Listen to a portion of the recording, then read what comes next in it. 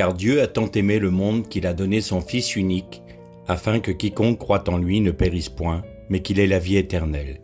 Jean 3,16. Ce verset de l'évangile de Jean est connu de tous et souvent utilisé pour évangéliser.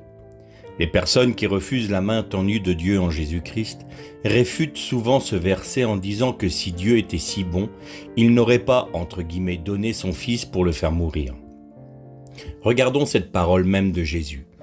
Le Père m'aime parce que je donne ma vie, afin de la reprendre, personne ne me l'ôte, mais je la donne de moi-même, j'ai le pouvoir de la donner et j'ai le pouvoir de la reprendre.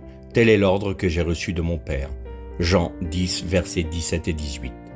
Jésus dit lui-même que Dieu lui a laissé le choix de donner ou non sa vie pour le rachat de nos péchés.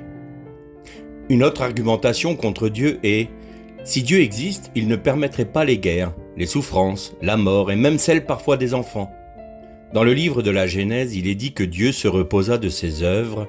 Le mot « Shabbat », traduit par « repos », veut dire exactement « cesser ».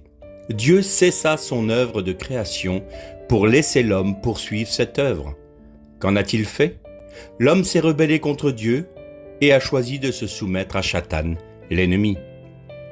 C'est donc l'homme, par son choix, qui fit entrer dans le monde la souffrance, les guerres, la mort et la désespérance. Dieu pouvait détruire tout l'univers et l'humanité afin de recréer un monde selon son cœur. Seulement, Dieu est amour et il veut que sa créature choisisse de l'aimer librement et non par contrainte. Alors plutôt que de tout détruire, il s'incarna en Jésus-Christ pour payer le prix de sa justice. Il accepta de subir le châtiment de notre rébellion afin que nous puissions, juste par la foi, recevoir le pardon en Jésus-Christ.